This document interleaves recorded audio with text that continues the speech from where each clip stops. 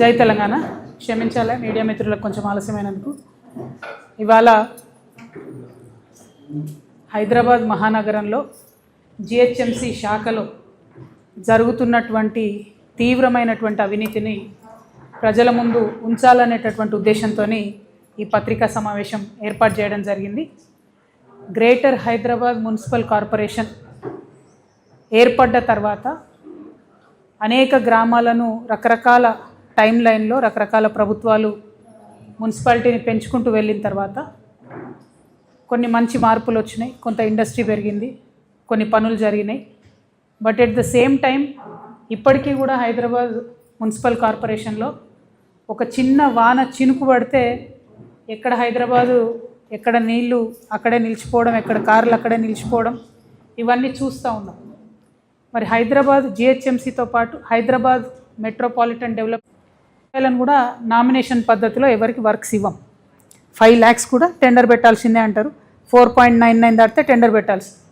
కానీ ముఖ్యమంత్రి గారే చైర్మన్గా ఉండి ముఖ్యమంత్రి గారే వైస్ చైర్మన్గా ఉంటారు హెచ్ఎండిఏకి. గమ్మత్ ఏంటంటే హెచ్ఎండిఏకి చైర్మన్ సీఎం, మా వైస్ చైర్మన్ మున్సిపల్ మినిస్టర్. ఇక్కడ ఈ రెండు సీఎం గారే కావడంతో ఆయన్నే చైర్మన్, ఆయన్నే వైస్ చైర్మన్, ఆయన్నే రాజు, ఆయన్నే మంత్రి.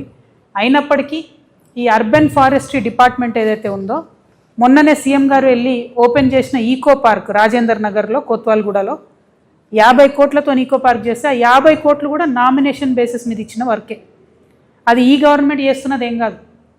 బీఆర్ఎస్ గవర్నమెంట్ ఉన్నప్పటి నుంచి మా దగ్గర ఆర్టీఐలో 2017-18 నుంచి డేటా ఉంది. 2017-18 నుంచి మొన్న 2021-22 వరకు బీఆర్ఎస్ హయాంలో 485 కోట్ల రూపాయల వర్క్స్ నామినేషన్ కింద ఇచ్చారు. అంటే ఏం లేదు, వాళ్ళు ఎవ్వరు కూడా మళ్ళీ సర్టిఫైడ్ కాంట్రాక్టర్స్ కాదు, మొత్తం ఆ 17 నుంచి ఇప్పటి వరకు ఇచ్చిన వాళ్ళు కూడా అదే ఒరవడిని కొనసాగిస్తూ ఇప్పుడు వచ్చినటువంటి రేవంత్ రెడ్డి గారు కూడా 2 ఇవ్వడాన్ని మేము తీవ్రంగా ఖండిస్తూ ఉన్నాం. ఎందుకు టెండర్ సిస్టమ్ ఇంట్రడ్యూస్ చేయాలి? జనరల్గా 50 కోట్ల వరకు ఒక టెండర్ వేస్తే ఏమవుతుందంటే జిఎస్టీ 18% ఉంటుంది, ఈఎస్ఐ 5% ఉంటుంది, ఈపీఎఫ్ అంటే అందులో పనిచేసేలకు 11% ఇవ్వాల్సి వస్తుంది, టెండర్ ప్రీమియం ఒక 2% ఉంటుంది, సీనరేజ్ ఛార్జెస్ ఒక 1% ఉంటాయి, ఎన్ఏసి న్యాక్ అని ఉంటుంది, ఆ ఛార్జెస్ ఒక 2% ఉంటాయి, లేబర్ సెస్ 1% ఉంటుంది, ఈఎండి 2% ఉంటుంది, వర్క్ డిపాజిట్ 5% ఉంటుంది, ఇన్కమ్ ట్యాక్స్ ఒక 2% ఉంటుంది. ఉన్నారు. అదేవిధంగా ఈ నర్సరీ డిపార్ట్మెంటే మెయింటైన్ చేయాలి. అంటే వానికి రోడ్ అమ్మిర్రు, దాని నుంచి ఎంతో కొంత గవర్నమెంట్కి రావాల్సింది పోయి ఉల్టా చెట్ల మీద ఖర్చు, మెయింటెనెన్స్ ఖర్చు మొత్తం కూడా వీళ్ళు చెక్ చేయాలి. దీని మీద ఆలోచన చేయాలి. మన హైదరాబాద్ సిటీ డెవలప్మెంట్ని పక్కకు పెట్టి ఈ అవినీతిని మీరు ఇంకా పెంచుకోవడానికి ఫ్యూచర్ సిటీని ముందుకు తీసుకొచ్చి పెడతా ఉన్నారు. అది కరెక్ట్ కాదు.